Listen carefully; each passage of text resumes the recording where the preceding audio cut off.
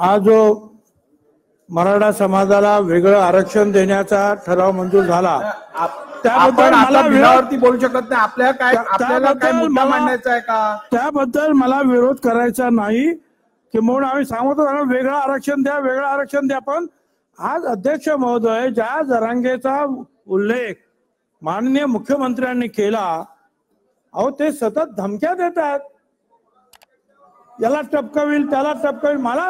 मला स्वतःला धमकी. अध्यक्ष महोदय काय आहे अध्यक्ष महोदय?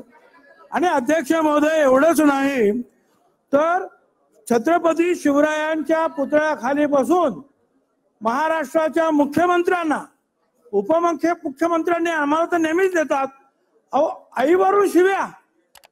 तिथे बसलेले जे आहेत महसूल आयुक्त, SP, कलेक्टर, त्यांना तर म्हणतात तुम्ही भाडखाऊ आहात, आणखी त्यांनाही आईवरून शिव्या.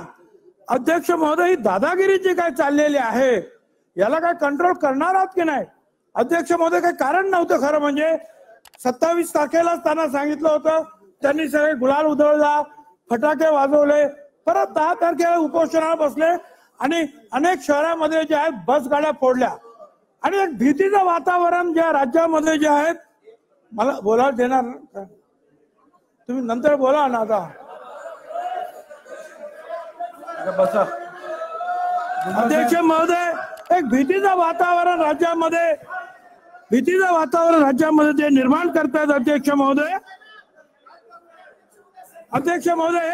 हे थांबायला पाहिजे. अध्यक्ष महोदय आता हे सगळं झाल्यानंतर त्यांचं काय म्हणणं आहे? अरे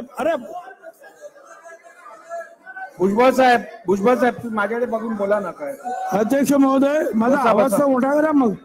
अध्यक्ष महोदय आता ते काय म्हणतात की मी उठणार नाही, म्हणजे यांचं आंदोलन चालूच.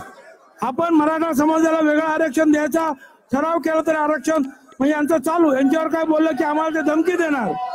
अध्यक्ष महोदय आता त्यांचं म्हणणं की आम्हाला हे आरक्षण नको, आम्हाला OBCतच आरक्षण द्या. अध्यक्ष महोदय त्यांची दादागिरी आणि जी काही खोटेपणा आहे तो त्यांच्याच बरोबर काम करणारे भंडारा डोंगरावरचे अजय महाराज बारसकर हे जे महाराज आहेत त्यांनी सुद्धा आता स्पष्टपणे सांगितलं आहे समाज मीडिया माध्यमातून की हे जे आहेत हे ग्रस्त ऐकणारे नाही. साहेब आपण एक मिनिट बसा. मला बोलायला देत नाही. भुजबळ साहेब आपण आपल्या सुरक्षे संदर्भात चिंता व्यक्त केली, त्याची मी नोंद घेतलेली आहे.